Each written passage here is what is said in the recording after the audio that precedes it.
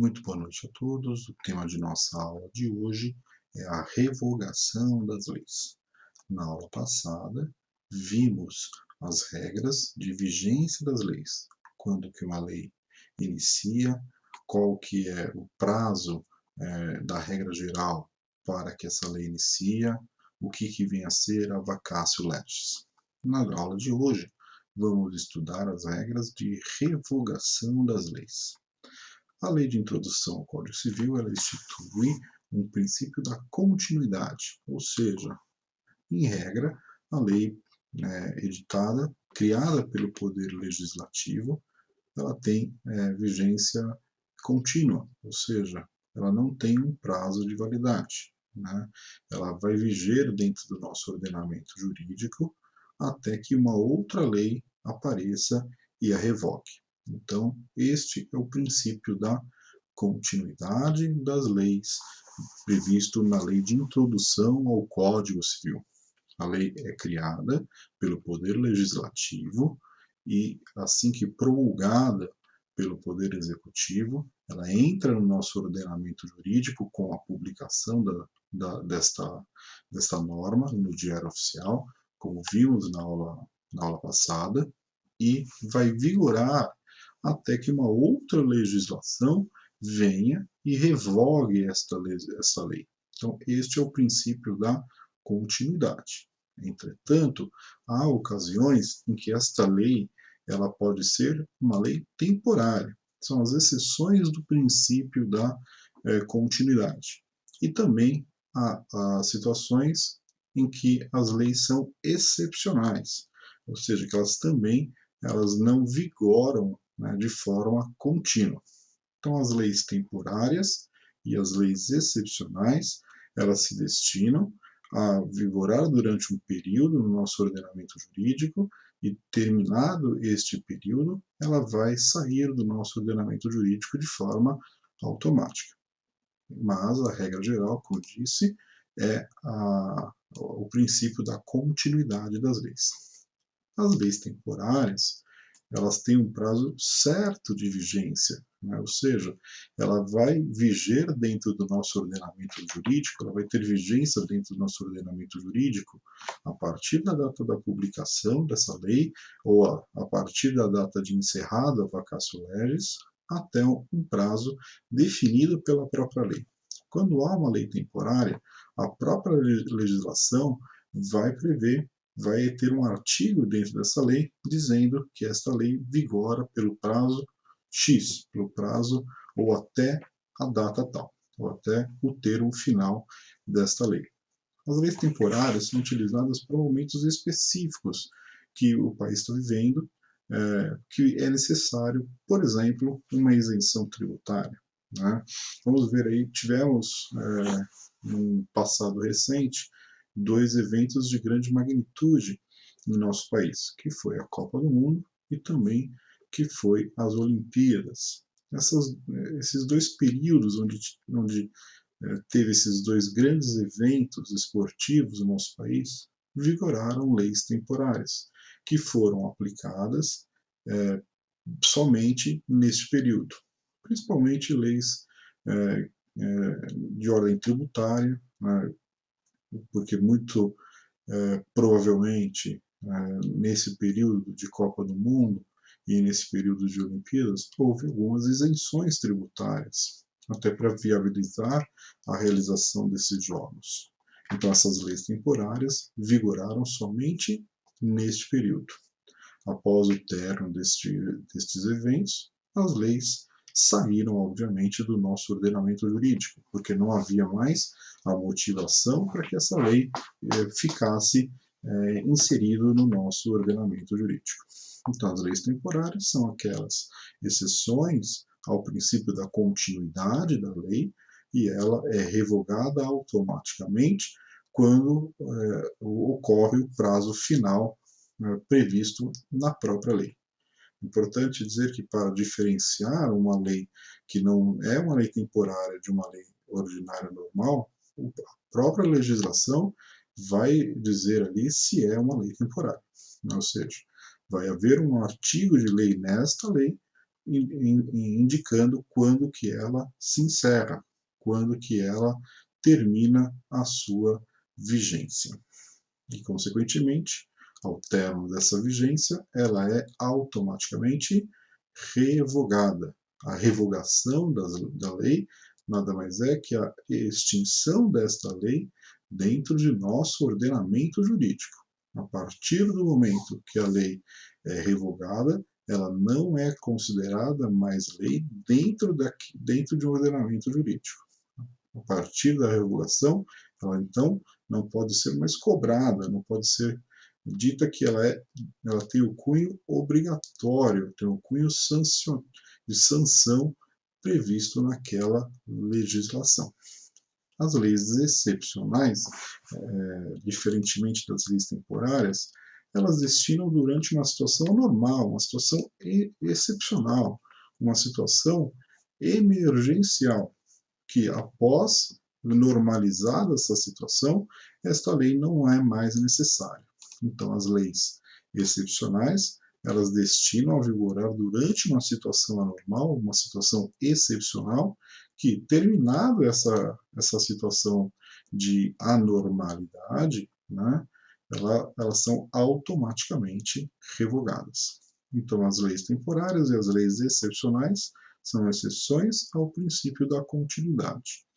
Um exemplo de uma lei excepcional é uma situação de extrema violência, por exemplo, em um estado ou em uma cidade, que é necessário uma intervenção, seja uma intervenção estadual ou uma intervenção federal, né? E essa intervenção é uma lei excepcional porque a intervenção não vai ficar durante muito tempo.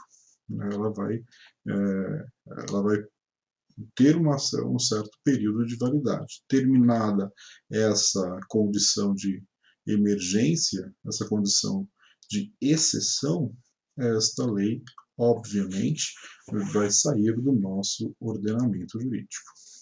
As legislações criadas neste ano de 2020 por conta aí da pandemia de coronavírus são situações de leis excepcionais. Terminada a calamidade pública causada pelo coronavírus, né, ela vai ser automaticamente revogada. Estamos em estado de calamidade até 31 de dezembro de 2020 por força do decreto federal do governo Bolsonaro.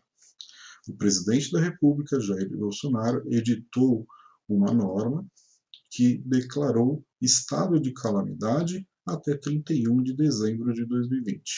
Então, até 31 de dezembro de 2020, estamos vivendo uma situação de calamidade. Então, todos os efeitos deste decreto, eles têm validade até 31 de dezembro de 2020.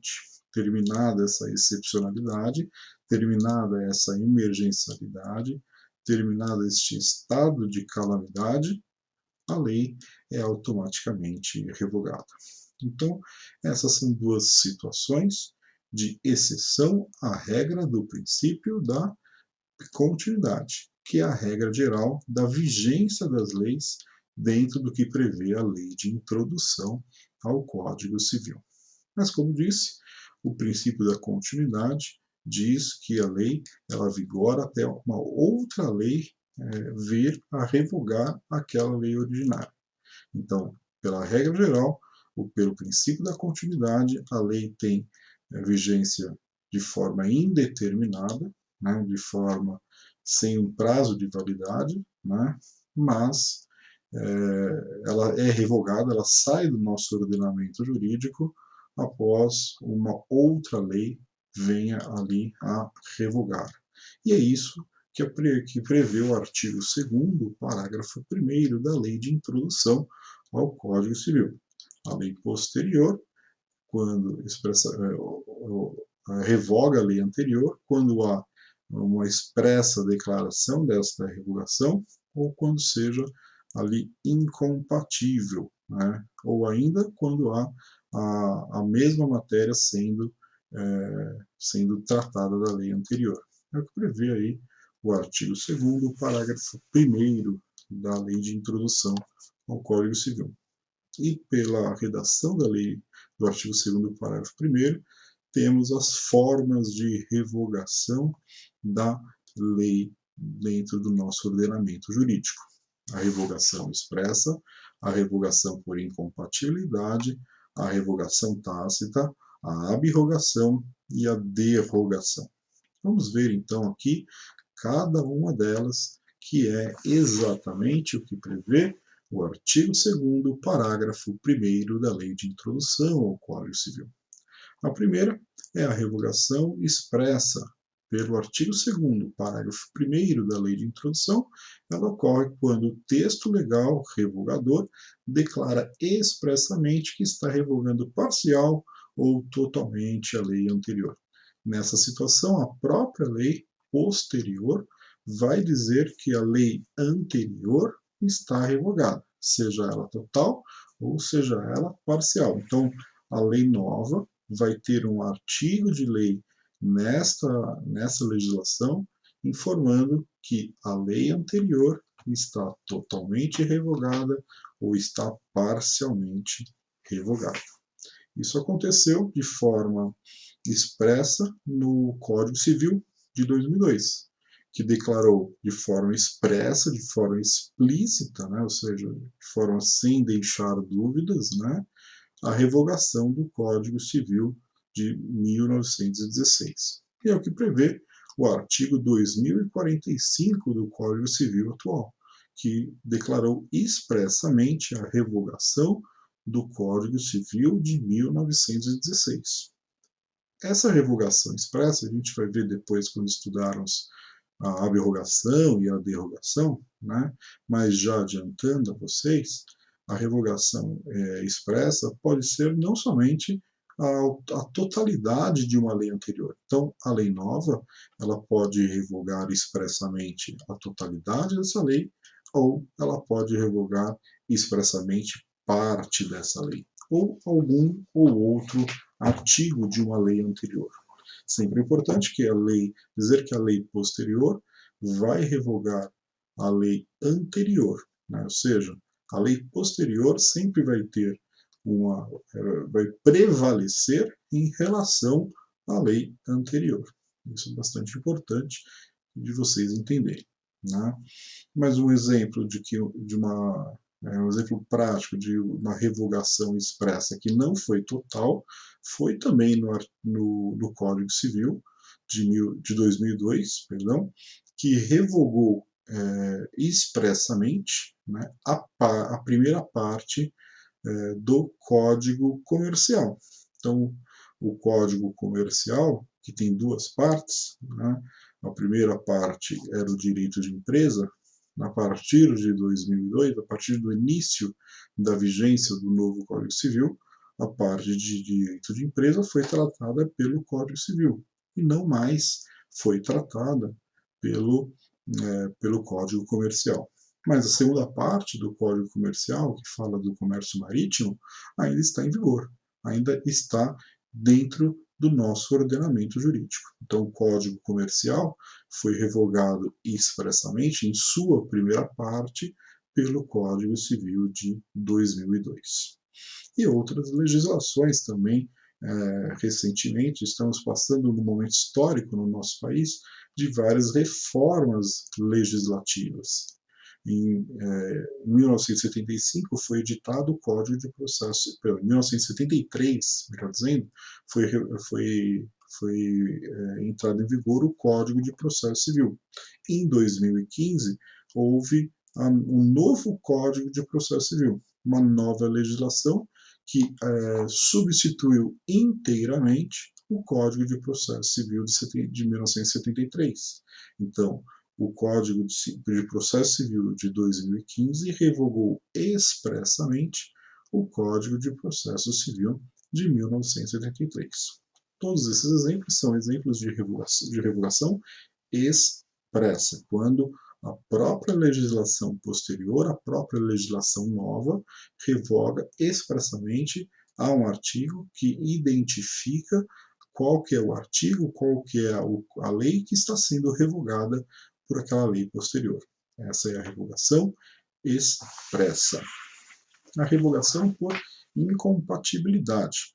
A revogação por incompatibilidade acontece quando o conteúdo da lei posterior é incompatível com a lei anterior, né? Ou seja, quando há uma incompatibilidade, né, da lei posterior com a lei ali anterior, né? Então, a lei posterior sendo incompatível, há uma revogação por incompatibilidade, né?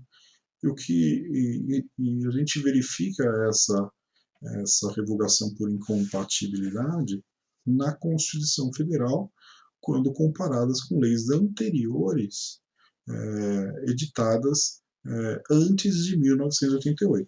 Todos nós sabemos que a Constituição Federal entrou em vigor no nosso país em 1988, em 5 de outubro de 1988.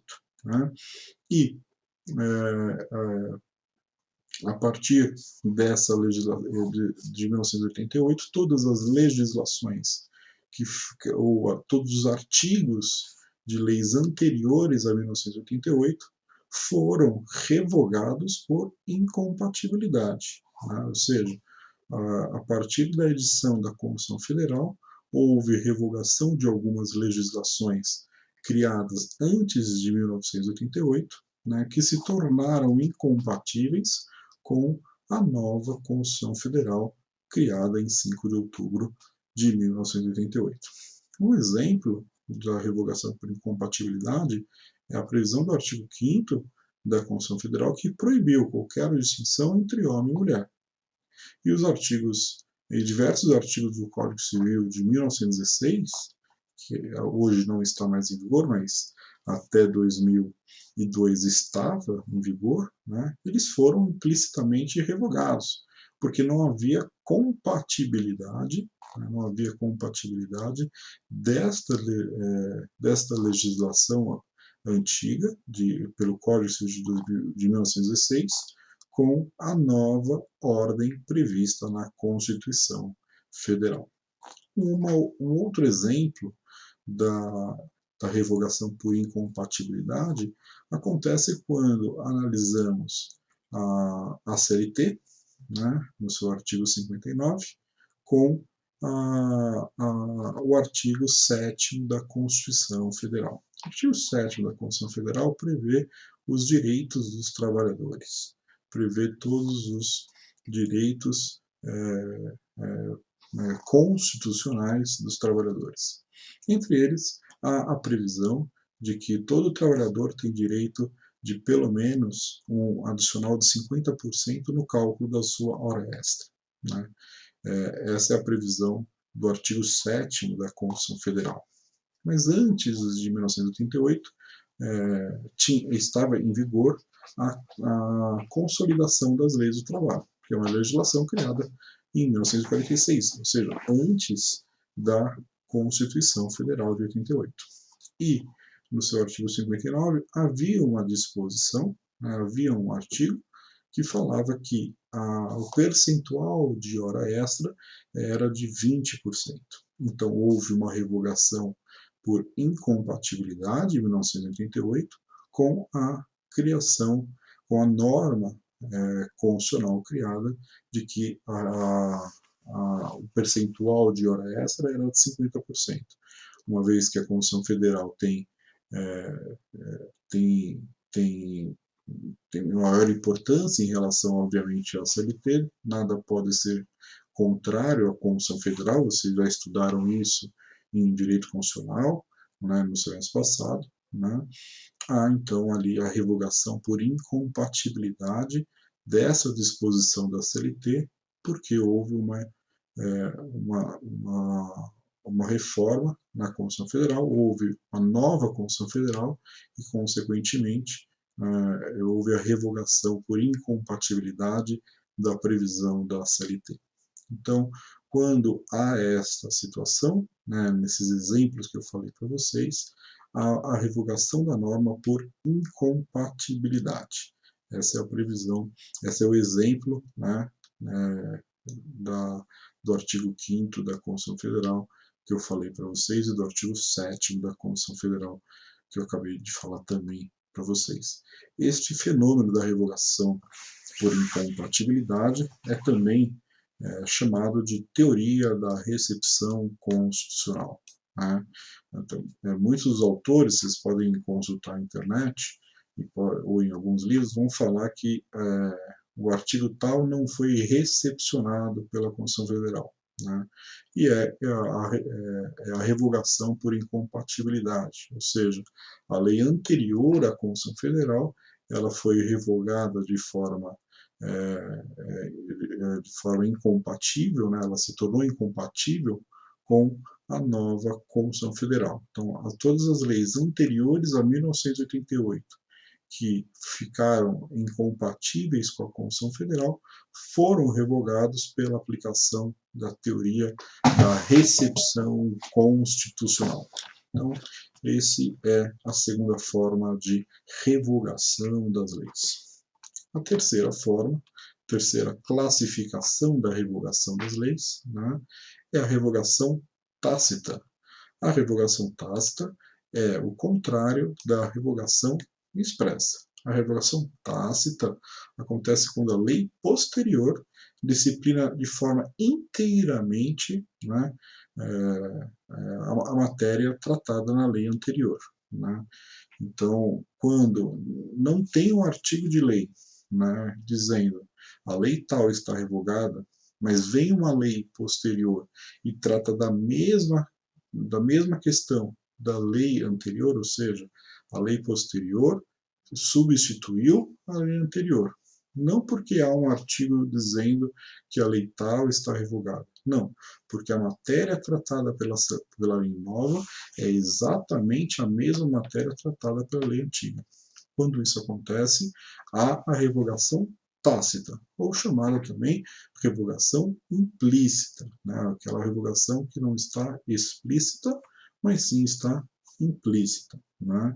O exemplo que a gente pode dar é a Lei de Introdução ao Código Civil de 1942, que revogou a Lei de Introdução ao Código Civil que vigorava antes de 1942. Estamos hoje com a LIC de 1942, mas antes dela, né, havia uma outra, e a LIC de 1942, a Lei de Introdução ao Código Civil de 1942, revogou inteiramente a Lei de Introdução anterior.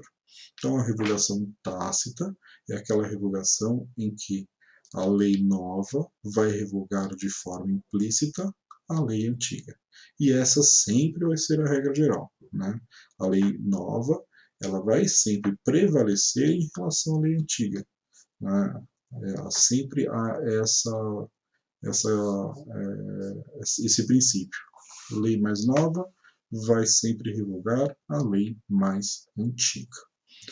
E, para a gente terminar, a diferença entre abrogação e derrogação, né? A abrogação acontece quando há a revogação total da lei. Então, o Código Civil de 1916, por exemplo, ele foi abrogado, né, pelo Código Civil de 2002.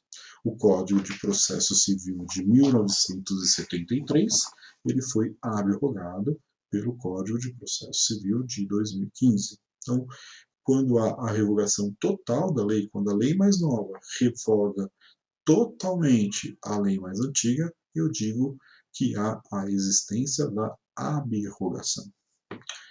O contrário, quando há a revogação parcial, ou seja, não há a revogação total, eu digo que há a derrogação da lei. Então, eu posso dizer que a primeira parte do Código Comercial ele foi derrogado pelo Código Civil de 2002. Então, ou seja, não houve a revogação total, houve a revogação parcial. É a mesma situação da lei da reforma trabalhista, em que derrogou parcialmente alguns artigos da consolidação das leis do trabalho. Então, quando a revogação ela não é total, e sim ela é parcial, né, eu tenho a derrogação. Já quando a revogação da lei antiga pela lei nova é total, eu tenho a abrogação. E com isso, então, encerramos a aula de hoje. Vimos a questão as regras da revogação das leis, o princípio da continuidade, vimos as exceções, são as leis temporárias e as leis excepcionais, vimos a classificação da revogação das leis. E na aula que vem, para a gente encerrar a matéria da primeira apostila de lei de introdução ao Código Civil, vamos estudar o fenômeno da repristinação. Então, na aula que vem, iniciaremos aqui no fenômeno da repristinação. Gostaria de pedir a todos que sempre leem a apostila, compareçam às aulas no Microsoft Teams para esclarecimento de todas as dúvidas que vocês tiverem e também para resposta aos questionamentos. Uma boa noite a todos e bons estudos.